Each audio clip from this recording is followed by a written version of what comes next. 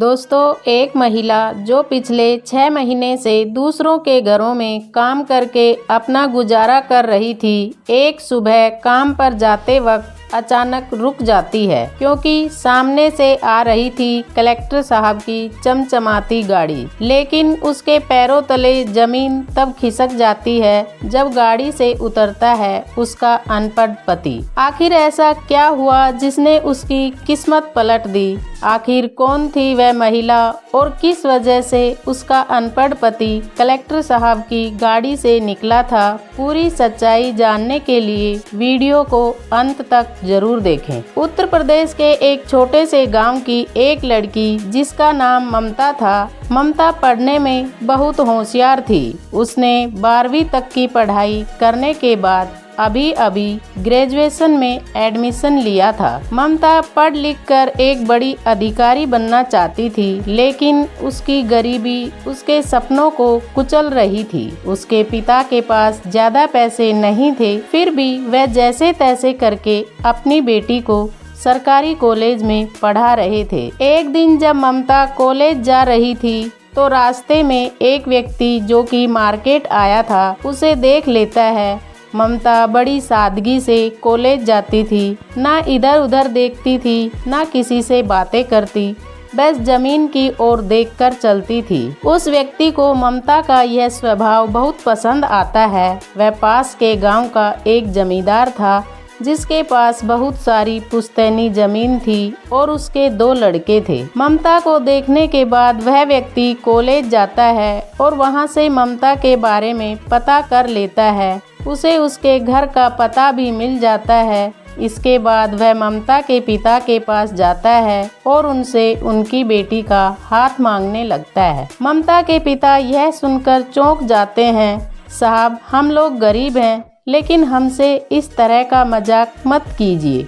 इस पर जमींदार कहता है, नहीं, मैं मजाक नहीं कर रहा। मुझे तुम्हारी बेटी का स्वभाव बहुत पसंद आया। मुझे अपने बेटे के लिए ऐसी ही बहू चाहिए। मुझे दहेज में कुछ नहीं चाहिए। अगर तुम्हारे पास शादी करने की व्यवस्था भी नहीं है तो मैं अपने पैसों से शादी कर दूंगा, बस तुम हाँ कर दो। अब ममता के पिता सोच में पड़ जाते हैं। उनके पास पैसे भी नहीं थे और ऊपर से बेटी की शादी भी आसानी से हो रही थी। उन्होंने रिश्ते के लिए हाँ कह दिया। शाम को जब ममता कॉलेज से लौटती है तो उसके पिता उसे बताते हैं, बेटी, तुम्हारी शादी के लिए एक रिश्ता आया है। हमने हाँ कह दिया है। बहुत बड़ा घराना है, वहाँ तुम्हारी शादी हो जाएगी तो तुम रानी बनकर रहोगी। यह सुनकर ममता घबरा जाती है। पिताजी, मैं एक बड़ी अधिकारी बनना चाहती हूँ, अभी मेरी शादी मत करवाइए। लेकिन पिता गहरी सांस लेते हुए कहते हैं, बेटी, मेरे पास इतने पैसे नहीं हैं कि मैं तुम्हें पढ़ा लिखा कर अधिकारी बना सकूं, और अगर मैं तुम्हारी पढ़ाई जारी भी रखूं तो इसकी क्या गारंटी है कि तुम अधिकारी बन ही जाओगी। इससे अच्छा है कि तुम शादी कर लो। ममता अपने पिता की मजबूरी को देखती है और उसकी आंखों में आंसू आ जाते हैं। फिर वह धीमे स्वर में कहती है, ठीक है पिताजी, अगर आप ऐसा चाहते हैं तो ऐसा ही सही। इसके बाद ममता के पिता जमींदार को खबर भिजवा देते हैं और दोनों की शादी पक्की हो जाती है। जमींदार के 2 लड़के थे। जमींदार के पास एक और कारण था ममता से शादी करवाने का। जमींदार के बड़े बेटे की शादी नहीं हो रही थी। बड़ा बेटा ज्यादा पढ़ा लिखा नहीं था और गांव में चर्चा थी कि यह लोग किसी की इज्जत नहीं करते और ना ही किसी से ढंग से बात करते हैं। इसी वजह से जमींदार ने ममता से अपने बेटे की शादी करवाने का फैसला कर लिया। कुछ दिनों बाद ममता की शादी हो जाती है। शादी के बाद ममता अपने ससुराल आ जाती है। वह अपने सास ससुर की सेवा करती और अपने पति की इच्छाओं का सम्मान भी करती है। एक दिन ममता अपने पति से कहती है, अगर आप मेरी आगे की पढ़ाई करवा दें तो बहुत अच्छा होगा। लेकिन उसका पति, जो कि 12वीं फेल था, गुस्से में कहता है, पढ़ाई करने की कोई ज़रूरत नहीं है, हमारे पास पैसों की कोई दिक्कत नहीं है, तो तुम्हें आगे पढ़ने की ज़रूरत ही क्या है, घर संभालो। वैसे भी तुम्हें बच्चे ही पालने हैं। ऐसा कहकर पति ने मना कर दिया। लेकिन उसी घर के अंदर उसका एक छोटा देवर था, कुणाल, जो कि 12वीं में पढ़ाई कर रहा था। उसकी पढ़ाई को देखकर ममता बड़ी खुश होती। कुणाल का व्यवहार अपने भाई से बिल्कुल विपरीत था। वह अपनी भाभी का आदर करता और कुणाल के माता पिता भी बड़े अच्छे थे। लेकिन उसका भाई विजय पूरी तरह से दौलत के घमंड में चूर था। अब इसके बाद ममता अपने सपनों को कुणाल के अंदर जीने लगती है। वह कुणाल को एक बड़ा अधिकारी बनने के लिए प्रेरित करने लगती है। लेकिन कुणाल अभी इस बात को नहीं समझता था और भाभी की बातों को मजाक में उड़ा दिया करता। कुणाल पढ़ाई में अच्छा था, लेकिन उसे लगता था कि उनके पास काफी रुपया पैसा है तो उन्हें बड़ा अधिकारी बनने की जरूरत नहीं। वैसे भी अगर वह जीवन भर कुछ भी ना करें तो भी इतनी इनकम थी कि उनकी जिंदगी आराम से व्यतीत हो सकती थी।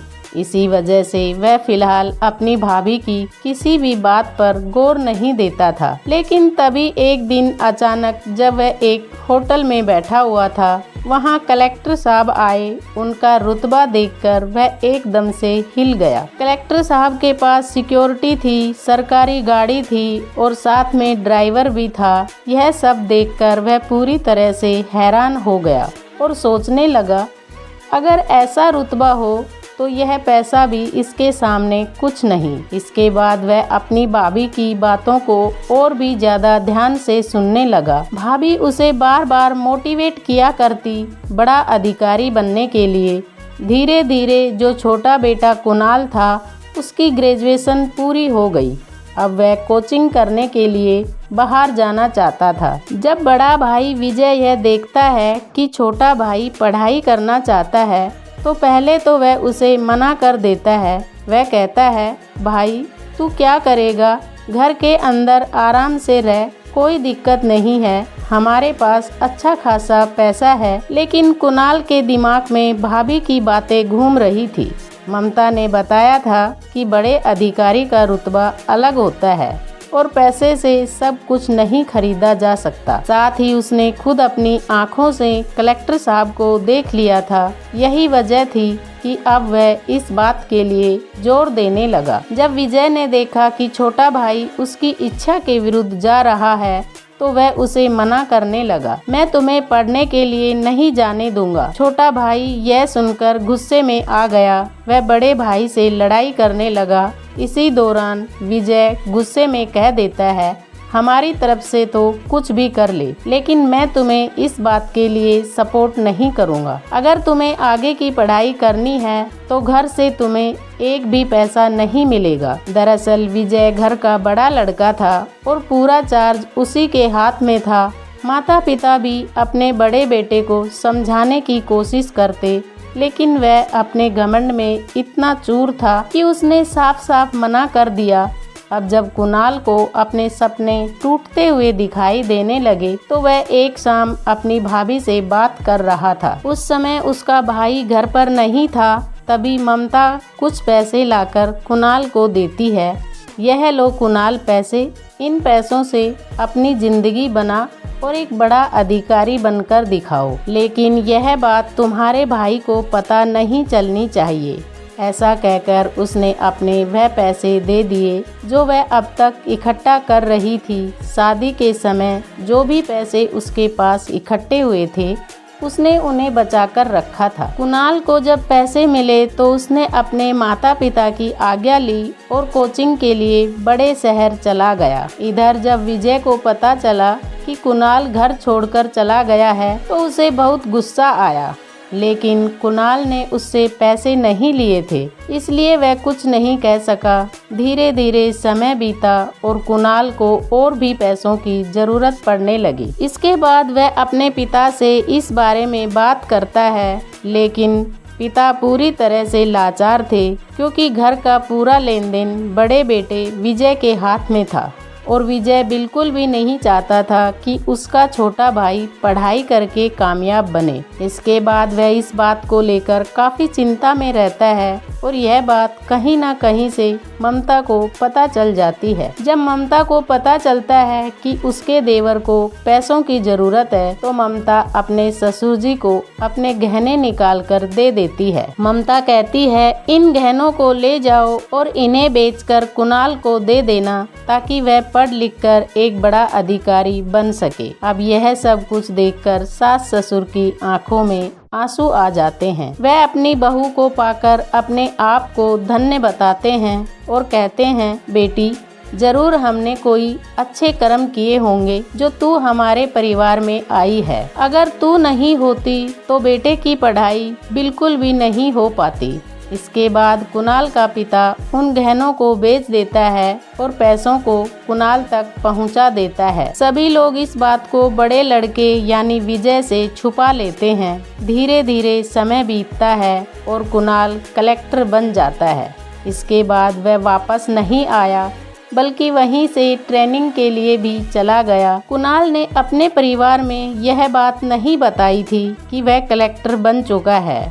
वह चुपके से ट्रेनिंग पूरी करके अपने घर वालों को सरप्राइज देना चाहता था। उसकी अपने माता पिता से बात तो होती थी लेकिन उसने कभी भी यह महसूस नहीं होने दिया कि वह अब एक बड़ा अधिकारी बन चुका है। वह कहता अभी तो मुझे समय लगेगा और इसके बाद जब कुणाल के पिता उसे पैसों के लिए पूछते हैं तो वह मना कर देता है।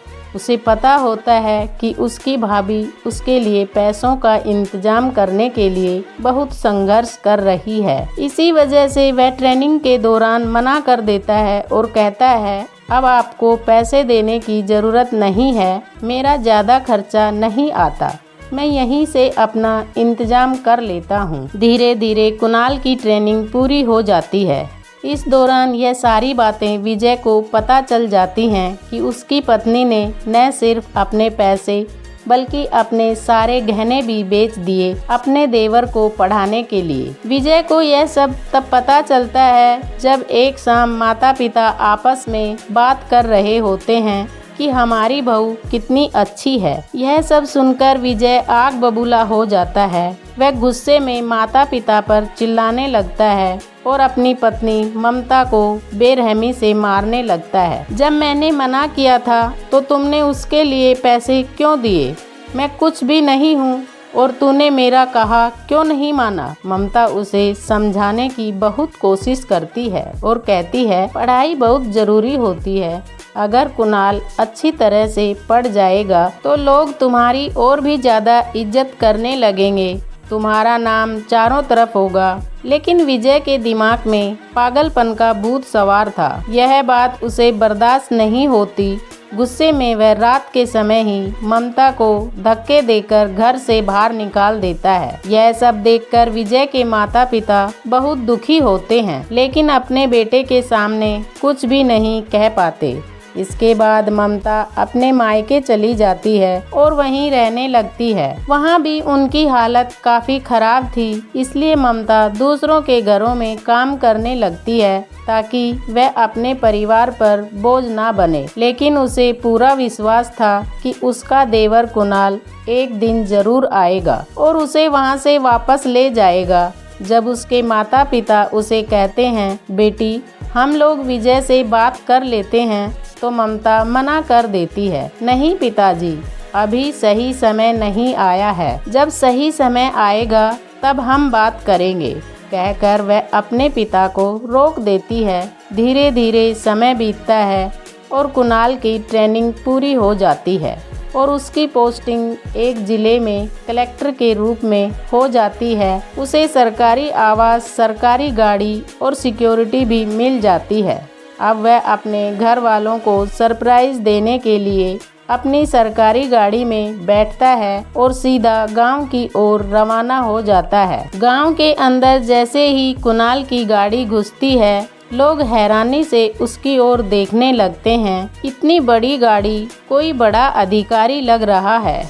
जैसे ही वह अपने घर पहुंचता है और गाड़ी से उतरता है सभी लोग हैरान रह जाते हैं। गांव के लोग इकट्ठा हो जाते हैं। कुणाल घर के अंदर घुसता है। वहाँ उसका भाई विजय और माता पिता खड़े थे। सबसे पहले कुणाल अपने भाई विजय के पैर छूता है और भावुक होकर कहता है, भैया आप चाहे मुझसे कितने भी नाराज हो, लेकिन आप मेरे बड़े भाई हैं और मेरे लिए पिता समान हैं। अगर भाभी नहीं होती तो मैं यह कामयाबी कभी भी हासिल नहीं कर पाता। इसके बाद वह माता पिता के पैर छूता है और फिर अपनी भाभी ममता को घर में ढूंढने लगता है। लेकिन जब वह अपनी भाभी को घर में नहीं पाता है तो वह माता पिता से पूछता है, भाभी कहाँ है? माता पिता पूरी कहानी उसे बता देते हैं। कैसे उसके भाई विजय को जब सच्चाई पता चली तो उसने ममता को धक्के देकर घर से निकाल दिया। यह सुनते ही कुणाल का चेहरा गुस्से में लाल हो जाता है।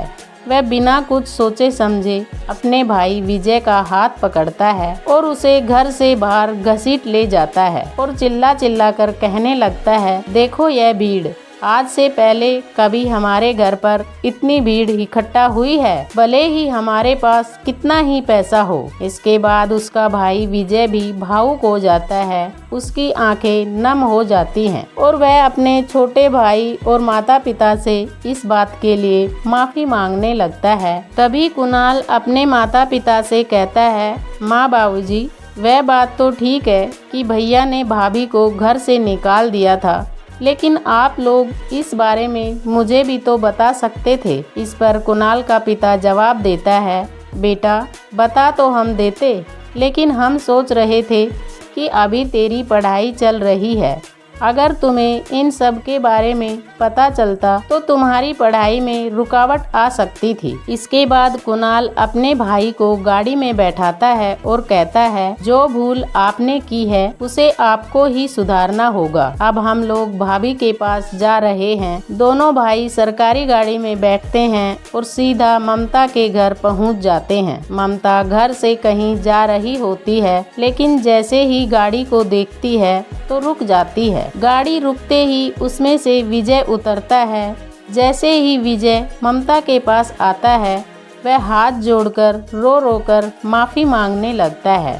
ममता यह सब देखकर हैरान रह जाती है। उसका वही अनपढ़ पति आज कलेक्टर साहब की गाड़ी से उतरा है और उसके साथ एक पुलिस वाला भी है। तभी गाड़ी से उसका देवर कुणाल निकलता है। निकलते ही वह अपनी भाभी के पैर छू लेता है।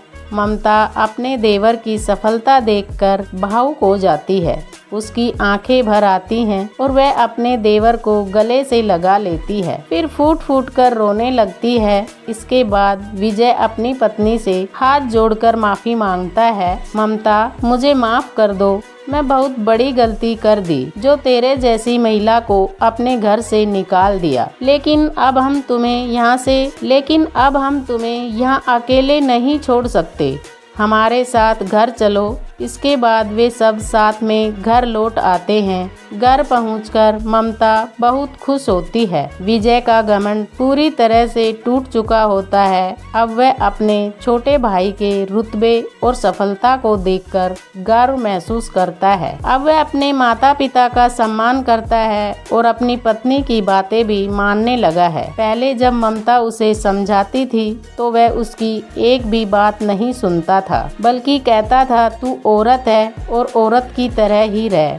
लेकिन अब ममता की समझदारी और संयम ने उसे घर में इज्जत दिला दी है। गांव वाले भी अब विजय की बहुत इज्जत करने लगे हैं, क्योंकि उसका छोटा भाई कलेक्टर बन गया है। समय बीतता है और जब कलेक्टर साहब की शादी होती है तो वह अपनी पत्नी को पहले ही अपनी भाभी के बलिदानों के बारे में बता देता है। यह सुनकर उसकी पत्नी भी ममता की बहुत इज्जत करने लगती है। पूरा परिवार एकजुट होकर रहने लगता है और माता पिता भी यह देखकर बहुत खुश होते हैं। तो दोस्तों, यह थी आज की कहानी। आपको ये कहानी कैसी लगी कमेंट में ज़रूर बताइए। अगर वीडियो अच्छी लगी तो वीडियो को लाइक करें और शेयर करें। चैनल को सब्सक्राइब करें ताकि हमें हौसला मिले आपके लिए ऐसे ही और प्रेरणादायक वीडियो बनाने के लिए। मिलते हैं नेक्स्ट वीडियो में एक नए टॉपिक के साथ। पूरा वीडियो देखने के लिए